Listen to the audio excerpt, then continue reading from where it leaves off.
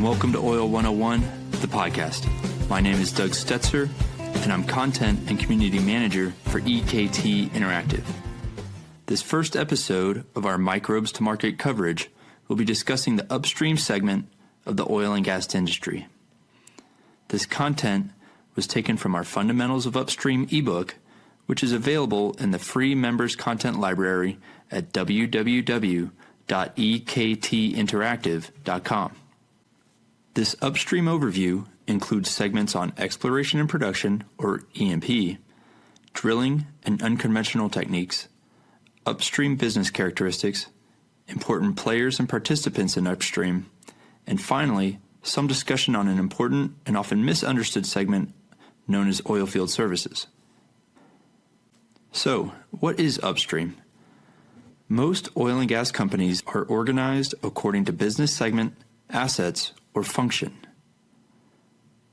The upstream segment of oil and gas is also known as exploration and production, or E&P, because it encompasses activities related to searching for, recovering, and producing crude oil and natural gas. Upstream is all about wells, where to locate them, how deep and how far to drill them, and how to design, construct, operate, and manage them to deliver the greatest possible return on investment with the lightest, safest, and smallest operational footprint.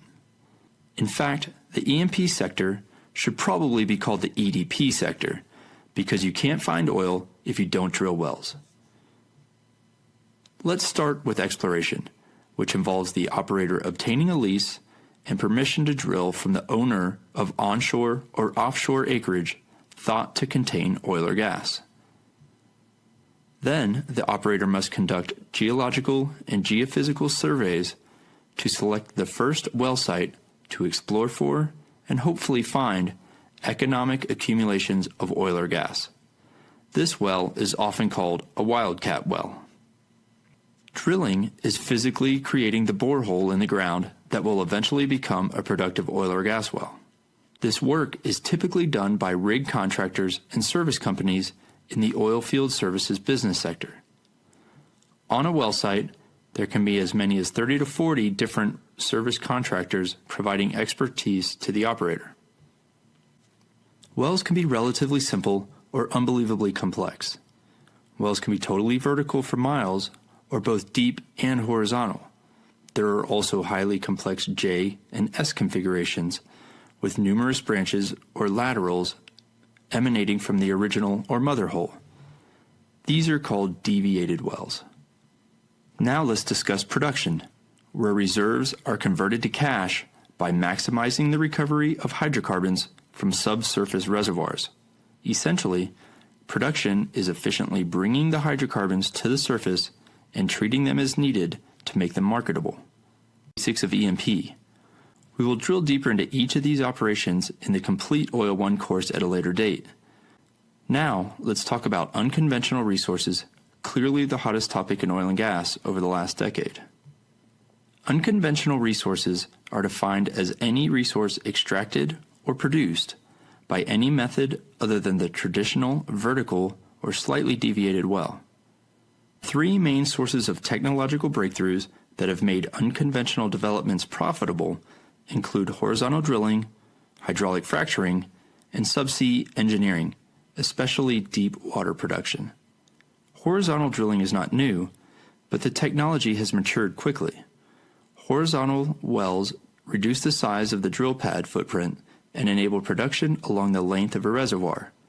Today, some horizontal sections can exceed 7 miles. Hydraulic fracturing, or fracking, is the process of injecting water, chemicals, and sand into wells under very high pressures. The resulting fractures in surrounding rock formations allow for microscopic hydrocarbons to be recovered. But even with all the talk and public awareness of shale and fracking, some of the largest oil and gas discoveries continue to be found in the deep water off the coast of Africa, South America, and the Gulf of Mexico. Recently, a very large discovery was made in the Mediterranean off of the coast of Egypt.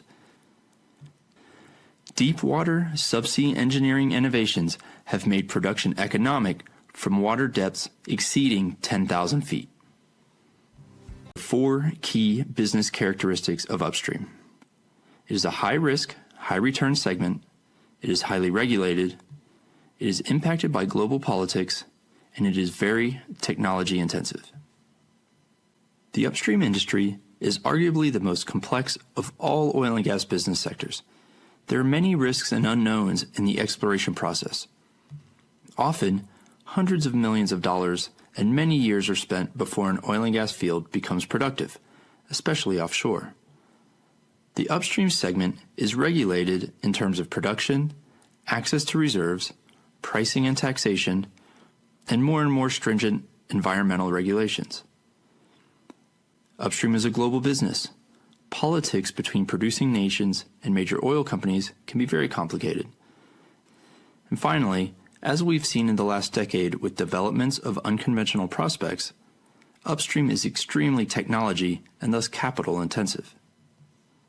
So who are the main players in upstream? The 4 main categories of participants in the upstream sector are the majors, the NOCs, independents, and oil field services companies. Major oil companies, also called integrated oil companies, also operate assets in other segments of the industry. These companies include the prominent global brands that you are familiar with, including ExxonMobil, BP, Chevron, and Shell. National oil companies are those industry participants owned and managed by governments around the world. These include Saudi Aramco in Saudi Arabia, Pemex in Mexico, and many others. And we'll include a list of all the NOCs in the program notes to this podcast. Independents exist in each segment of the oil and gas industry. What makes them independent is that they are not integrated into other segments. Independents in the upstream are those E&P companies that concentrate solely on finding and producing oil and gas. Examples include Apache and Anadarko, but there are many others. Oil field services companies are an important and often misunderstood part of the upstream operations.